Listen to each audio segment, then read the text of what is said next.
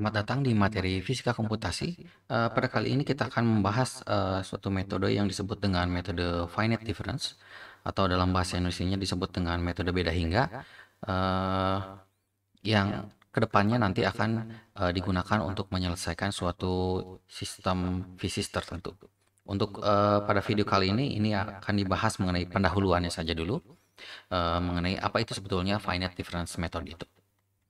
Kita mulai dari apa itu sebetulnya metode finite difference ini.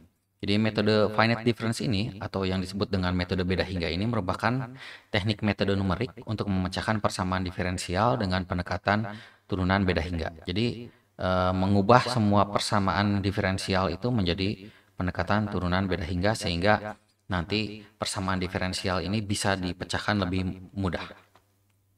Jadi kalau kita eh, memiliki sebuah domain ruang atau domain waktu. Ini contohnya kita memiliki sebuah domain ruang yang continuous. Keadaannya kan seperti ini. Eh, kita ingin ubah supaya dia bisa dihitung karena kita tidak bisa menghitung sesuatu yang continuous dengan pendekatan numerik, maka kita harus mendiskretkan dulu sistem yang kita miliki. Jadi yang asalnya kita memiliki suatu persamaan diferensial menjadi suatu delta atau beda pada sumbu y dan beda pada sumbu x gitu. Dan ini disebut dengan pendekatan finite difference. Contoh untuk diskretisasi domain ruang atau spasial, ini kita memiliki sebuah keadaan yang kontinu seperti ini. Anggap saja ini kontinu, walaupun sebetulnya ini juga diskret yang dibuat sangat halus. Jadi nanti kalau kita diskretisasi dengan menggunakan grid 20 data di sumbu X dan 20 data di sumbu Y, itu akan menjadi seperti ini. Dan kalau kita zoom di daerah tertentu, maka nanti setiap blok informasinya itu, atau blok datanya itu, deltanya itu delta X, ukurannya, dan delta Y untuk ukuran ketinggiannya. Seperti itu. Nah, untuk nilai delta X atau delta Y, itu kita bisa buat dia nilainya sama. Jadi delta X itu sama dengan delta Y atau delta Z. Atau kita buat tidak sama. Ini bergantung dengan kebutuhan sistem yang kita amati. Biasanya, untuk mempermudah proses perhitungan, dan untuk mempercepat juga proses perhitungannya nanti kita menggunakan pendekatan delta X, Y, Z-nya itu sama. Tapi bukan berarti ini harus selalu dilakukan. Jadi kalau misalkan siapapun ingin melakukan yang tidak sama itu tidak masalah, hanya memang harus ada pertimbangan khusus mengenai delta ini nantinya. Nah, untuk delta T juga ini biasanya di set tidak sama, tapi kalau untuk di set sama kita harus juga mengamati nanti sistem ini evolusi dari waktu ke waktunya itu apakah stabil atau tidak. Jadi biasanya tidak sama, tapi kalau misalkan mau dicoba set sama, itu tetap harus diamati. Jadi nilainya itu harus menjaga sistemnya tetap stabil, evolusi waktunya. Nah, metode beda hingga ini atau metode finite difference ini akan mengubah persamaan diferensial biasa atau PDB atau persamaan diferensial parsial yang mungkin memiliki bentuk nonlinear menjadi sebuah persamaan linear yang dapat diselesaikan dengan teknik matriks. Jadi ini bentuk persamaan diferensial umumnya itu secara matematik itu seperti ini. Jadi kita memiliki turunan kedua, turunan ke satu dan variabel sendirinya yang tanpa turunan dan konstantanya. Seperti itu. Selain metode finite difference ini, ada juga metode yang lain yang digunakan untuk memecahkan suatu sistem yang sama gitu. Itu yang pertama itu adalah metode elemen hingga. Ini yang sangat terkenal atau disebut dengan finite element method. Lalu yang kedua itu adalah metode volume hingga atau finite volume method. Tapi untuk pertemuan kali ini atau video bahasan kali ini dan kedepannya kita hanya akan terfokus pada metode beda hingga karena ini implementasikan cukup mudah untuk diimplementasikan Walaupun nanti ada error yang cukup besar akibat proses diskritisasi kalau misalkan bentuk dari sistemnya itu eh, tidak kotak murni atau persegi murni. Jadi di sini ada error-error yang terjadi akibat proses diskritisasinya.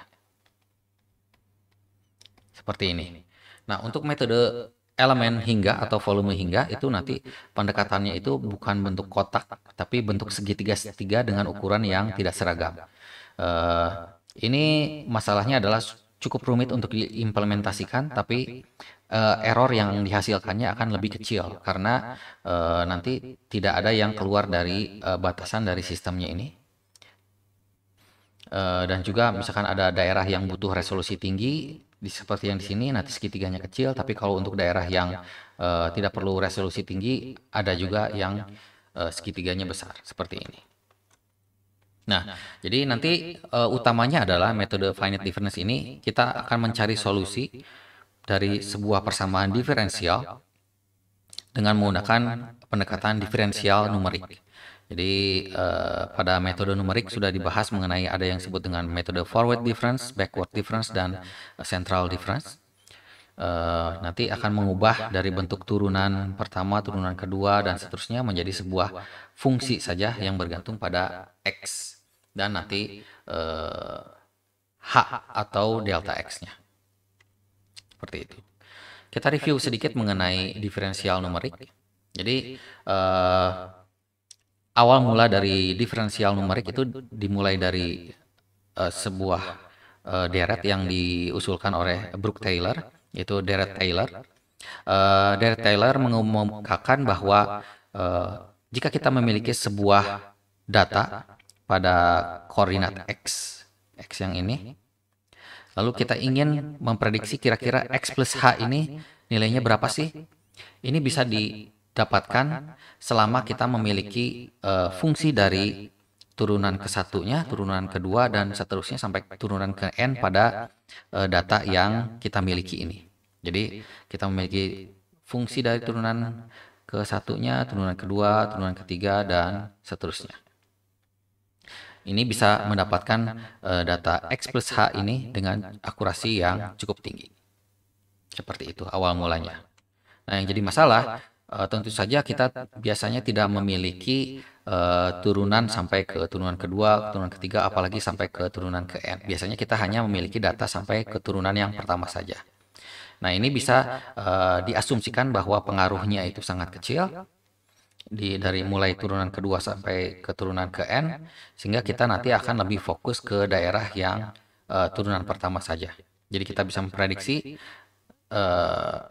data yang ungu ini hanya sampai dengan menggunakan data turunan pertamanya. Dan ini metode ini diusung oleh Leonhard Euler, yang disebut dengan metode Euler. Nah, tapi metode Euler ini memiliki syarat bahwa nilai delta yang akan kita prediksi gitu. Jadi H-nya ini itu harus mendekati 0 atau sangat kecil sekali. Sehingga nanti prediksinya itu akan akurat cukup dengan turunan pertama saja. Cukup dengan gradiennya saja. Seperti itu.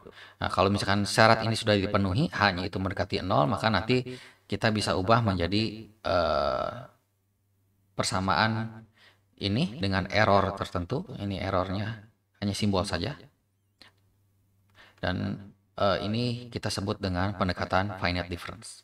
Nanti turunannya itu akan diubah menjadi pendekatan finite difference yang di dalamnya ini.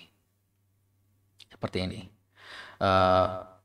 Dengan cara yang sama, Deret Taylor juga bisa memprediksi untuk data di belakangnya. Jadi kalau yang sebelumnya itu ke depan, sekarang di belakangnya. Yang membedakan itu hanya deltanya sekarang jadi minus H karena ke belakang, dan semua deretnya itu nanti tandanya untuk H yang pangkat ganjil itu nanti akan ada tanda negatif di depannya. Seperti itu. Karena ini adalah pangkat dari minus H pangkat N gitu. Seperti itu. Dengan menggunakan asumsi lagi bahwa pengaruhnya sangat kecil, maka nanti kita bisa dapatkan finite difference untuk metode backward. Jadi nanti turunannya itu bisa didapatkan dari fx dan data di sebelumnya. Seperti itu. Dengan menggabungkan cara untuk yang forward dan backward, kita juga bisa mendapatkan akurasi yang lebih tinggi, yaitu metode central difference. Itu dengan cara mengurangkan deret Taylor untuk yang arah positif dan deret Taylor arah negatif. Sehingga nanti beberapa akan hilang, ini akan hilang, dan sisanya hanya yang ini, dan ini. Jadi seperti ini.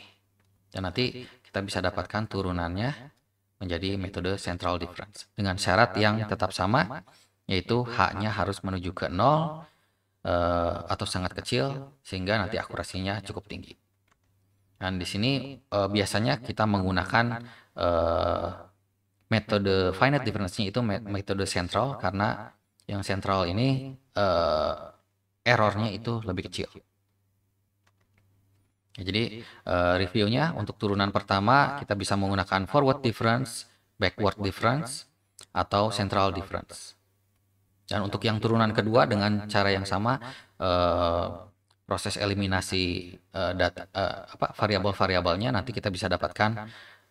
Biasanya langsung kita gunakan central difference saja, jarang yang menggunakan forward atau backwardnya. Jadi di sini tidak dituliskan untuk turunan kedua untuk yang forward dan backward. Jadi hanya untuk yang central difference. Dalam proses perhitungan metode finite difference, ada 3 tahapan yang harus dilakukan. Itu yang pertama adalah proses diskritisasi dari domain ruang waktu atau domain ruang waktu. Lalu mengganti turunannya, itu persamaan turunannya menjadi pendekatan finite difference. Lalu yang terakhir itu adalah memformulasikan algoritma untuk proses rekursif atau pengulangan, sehingga nanti kita bisa mendapatkan solusinya. Untuk video pendahuluan cukup sekian, nanti kita akan lanjut lagi dari step by step untuk bagaimana kita melakukan proses finite difference. Terima kasih.